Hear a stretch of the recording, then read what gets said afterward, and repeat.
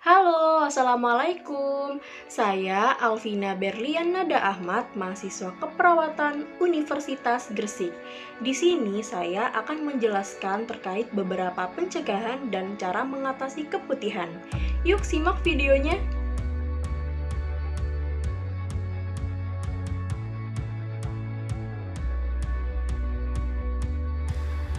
Sebelumnya, apakah kalian tahu apa itu keputihan?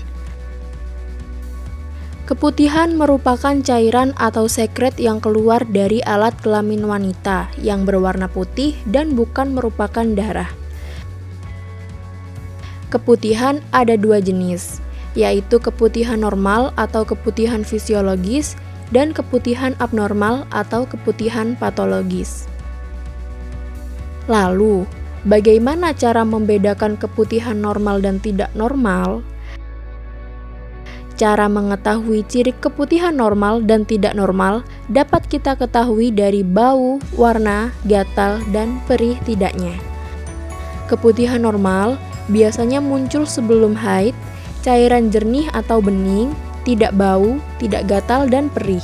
Sedangkan keputihan tidak normal berwarna abu-abu, kuning, hijau, bau apek, amis, busuk, gatal, perih, dan sakit. Juga dapat menjadi tanda terserangnya penyakit pada alat reproduksi. Jadi, apa penyebab terjadinya keputihan? Keputihan disebabkan oleh virus HIV, herpes, atau kandiloma, infeksi jamur Candida albicans, bakteri vaginosis, atau Gardnerella. Selain itu, keputihan juga disebabkan karena kelelahan fisik. Aktivitas fisik yang berlebihan menyebabkan tingginya pengeluaran energi sehingga terjadi penurunan estrogen yang mempengaruhi kadar dari glikogen sebagai sumber metabolisme penghasil asam laktat. Asam laktat berfungsi mencegah pertumbuhan parasit, bakteri, dan jamur di vagina. Ketegangan psikis. Stres meningkatkan hormon adrenalin yang menyebabkan pembuluh darah menyempit dan elastisitas menurun, sehingga aliran estrogen ke vagina terhambat yang menyebabkan asam laktat berkurang. Asam laktat yang menurun dapat menimbulkan penurunan dari keasaman vagina sehingga jamur, parasit, dan bakteri yang merupakan penyebab dari keputihan dapat berkembang. Kurangnya personal hygiene. Buruknya kebiasaan dalam menjaga kebersihan tubuh, terutama pada organ reproduksi, menimbulkan infeksi. Apabila tangan memegang area reproduksi dalam keadaan tidak bersih, maka kuman dan bakteri akan masuk dengan mudah. Cara cebok yang benar yaitu dari depan ke belakang. Lalu, bagaimana cara mencegah keputihan? Pertama, membiasakan menyiram toilet dahulu sebelum menggunakannya, agar terhindar dari bakteri yang menempel pada toilet. 2. Mencuci tangan sebelum membersihkan vagina. Tangan merupakan penyalur bakteri. Apabila tangan kotor dan tidak mencuci tangan, maka bakteri yang menempel pada kuman akan masuk ke vagina. 3. Membersihkan vagina dimulai dari bagian depan atau vagina, kemudian menuju belakang atau anus. Jika dilakukan sebaliknya, maka bakteri di anus akan masuk ke vagina. 4.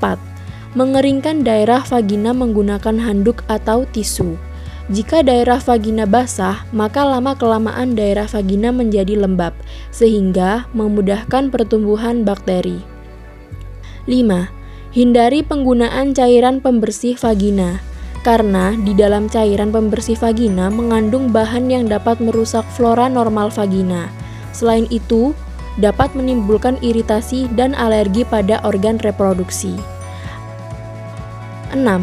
Gunakan celana dalam berbahan katun, karena nilon dan polister dapat menyebabkan vagina lembab yang memudahkan pertumbuhan bakteri. 7. Gantilah pakaian dalam yaitu 1-2 kali dalam sehari, serta menghindari dari pemakaian celana dalam yang ketat. Celana dalam ketat dapat mengakibatkan vagina lembab dan bakteri mudah tumbuh. 8. Saat menstruasi, gantilah pembalut 3-4 jam sekali agar daerah vagina tidak lembab dan terhindar dari tumbuhnya bakteri. Serta gunakan pembalut yang lembut, mudah menyerap, dan nyaman dipakai, sehingga menghindari terjadinya iritasi. Lalu, bagaimana cara mengobati keputihan? Pengobatan keputihan pada wanita akan berbeda-beda tergantung jenisnya. Untuk keputihan normal, kalian tidak perlu melakukan tindakan medis. Kalian cukup menjaga kebersihan organ kewanitaan secara rutin. Sedangkan untuk keputihan yang tergolong tidak normal, perlu dilakukan tindakan medis untuk mendapatkan penanganan yang tepat. Obat keputihan wanita yang akan diberikan dokter meliputi: pertama, obat anti jamur. Obat anti jamur diberikan untuk mengatasi keputihan akibat infeksi jamur. Obat anti jamur tersedia dalam bentuk krim atau gel. Untuk penggunaannya, kalian cukup mengoleskan obat tersebut ke bagian dalam vagina. Obat anti jamur yang biasa diberikan antara lain clotrimazole dan miconazole. 2. Obat antibiotik.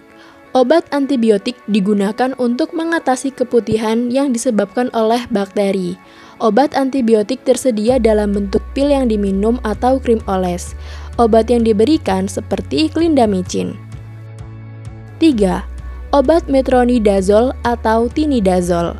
Pemberian obat metronidazole atau tinidazole jika keputihan yang dialami disebabkan oleh trichomoniasis. Infeksi trichomoniasis terjadi akibat protozoa yang termasuk organisme bersel tunggal.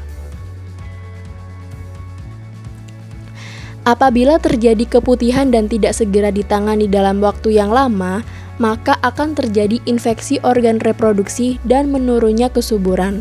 Selain itu, keputihan menyebabkan kehamilan di luar kandungan serta merupakan awal dari gejala kanker serviks. Maka dari itu, yuk cegah keputihan dengan selalu menjaga kebersihan diri kita. Sekian video dari saya, mohon maaf apabila ada salah kata. Terima kasih. Wassalamualaikum warahmatullahi wabarakatuh.